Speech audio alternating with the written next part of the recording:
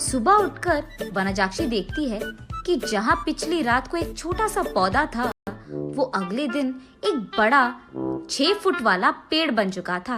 और इतना ही नहीं, उनपे बैंगन पे इतने भरे भरे और 4 गुना बड़े भी उग गए थे। ये देख वनजाक्षी अपनी आंखों का खुद यकीन नहीं कर पा रही थी। पेड़ के पास आकर उसे जांचने लगती है। ये कैसे हुआ? ये मुमकिन कैसे है? कल तक तो ये पौधा था, आज पेड़ कैसे बन गया? वो ऐसे सोच में पड़ गई थी कि इतने में उसकी बेटी वसुंधरा वहां आकर उस पेड़ को देख ऐसे ही चौंक जाती है। कुछ देर बाद वो हार मानकर कुछ बैंगन को लेकर उनका भरता बनाती है। बस वो भरता स्वादिष्ट था।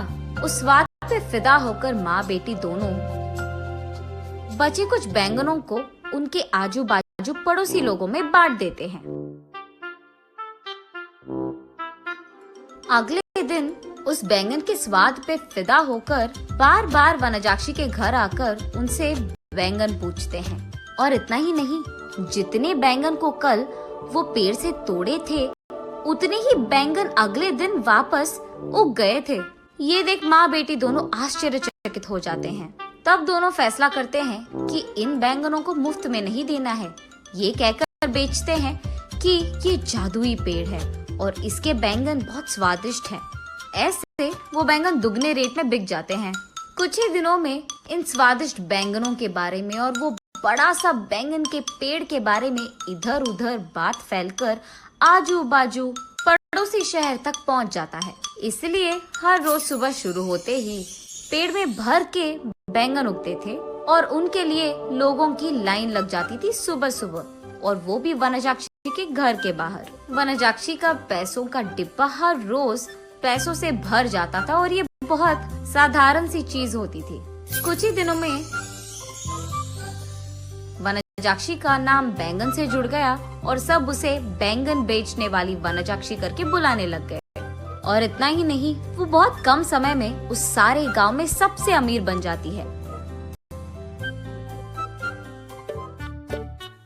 बड़ी सी बंगला बनवाती है और उस बैंगन के पेड़ के चारों ओर बाड़ लगवा देती है और उस पेड़ के पास एक सिक्योरिटी गार्ड को भी रख लेती है। एक दिन वसुंधरा वनजाक्षी के पास जाकर ऐसे कहती है, माँ, रातों रात एक छोटा सा पौधा इतना बड़ा पेड़ कैसे बन गया?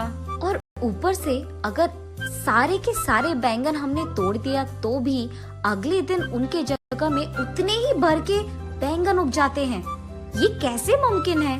अरे हाँ, मैं भी इस चीज के बारे में सोचना भूल गई। चलो जो भी हुआ उनसे हमारा अच्छा ही तो हुआ। अब तो मुझे तुम्हारी शादी की भी कोई फिक्र नहीं है बेटा, ऐसे कहती है। और ठीक तभी वनजाक्षी को एक बात याद आती है। उस समय में जब भी वनजाक्षी के लिए रिश्ते लाते थे तो कुछ भी सेट नहीं होता था। अगर वसुंधरा को लड़का पसंद आ गया तो लड़के वालों को इनका दहेज नहीं पसंद आता था, और अगर लड़के ने वसुंधरा को पसंद कर लिया तो वसुंधरा को वो लड़का पसंद नहीं आता था। ऐसे बहुत सारे रिश्ते देख देख कर वनजाक्षी थक कर ये सोचने लगती है कि शायद उसकी बेटी के कुंडली में कोई दोष है, इसीलिए वो बहुत सारे पूजा पाठ करवाती रहती थी। ऐसे ही एक दिन वो मंदिर में पूजा करवा के घर लौटती रहती है। तब रास्ते में उसे एक बैंगन का टुकड़ा नजर आता है। उसे लेकर वो अपने घर के सामने रख देती है। और कुछ दिन बाद उस जगह में एक छोटा सा पौधा उग गया था। मंदिर जाने से पहले उन बैंगनों को देख वनजाक्षी सोचती है, घर आने के बाद ना इन बैंगनों का एक बहुत अच्छा भरता बनाना है मुझे। यही सोचते हुए वो मंदिर चलती रहती है। रास्ते में वो ऐसे सोचती है, अगर कोई वो बैंगन को लेके गया तो वो फैसला करती है कि जल्दी जल्दी वो मंदिर जाकर भगवान की प्रार्थना करके बाहर आ जाएगी। वापस आते वक्त उसे रास्ते में एक साधु नजर आते हैं। उनके पास जाकर वो ऐसे पूछती है, स्वामी, मैं मेरी बेटी की शादी करवाने के लिए बहुत कोशिश कर रही हूँ, लेकिन नहीं हो रहा है। कृपा करके इसका कोई हल निकाल दीजिए। ठीक है, उस जगह पे बैठकर अपनी पूरी मन से प्रार्थना करो, ऐसे कहते हैं साधु।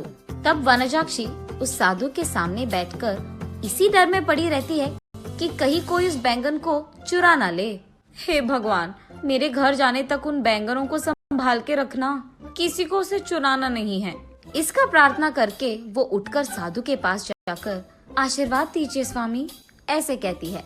तब साधु कहते हैं, जो प्रार्थना तुमने अपने मन से, पूरे मन से किया है, तुम्हें वो हासिल होगा, और वो भी दुगने में। जाओ बेटी।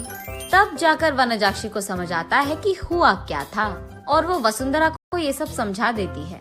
तो तुमने मेरे शादी के बारे में नहीं, बैंगन के बारे में प्रार्थना किया था। हाँ, तुम भी ना, ये कहकर हंस लेती है। चलो जो भी हुआ, हमारा तो भला ही हुआ ना बेटी। इस बैंगन के पेड़ के वजह से हम अमीर बन गए हैं, और कल ही तुम्हारा स्वयंवर है, तैयार हो जाओ। ये कहकर आजू बाजू पड़ोस के सारे गांव में डंडोरा पिटवाती है कि उससे भी अमीर लोग उसकी बेटी से शादी करने के लिए स्वयंवर आ जाए। तब तक बैंगन बेचने वाली वनजाक्षी तो बहुत प्रसिद्ध थी, और उस घर के जादुई बैंगन का पेड़ भी। इसीलिए उससे रिश्ता पक्का करने के लिए बहुत सारे अमीर लोग लाइन में लग गए थे।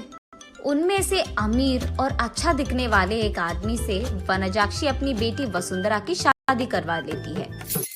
कुछ दिन बाद जब उसके सारे जिम्मेदारियां खत्म हो गई थी, वनजाक्षी उस बैंगन के पेड़ के पास बैठकर ऐसे सोचने लगती है, उस दिन मुझे इस बैंगन के बारे में काश कुछ सोने का ख्याल आया होता। बैंगन के बदले में सोना दुगने में मिल जाता था, तब मैं और अमीर बन जाती थी। हाँ।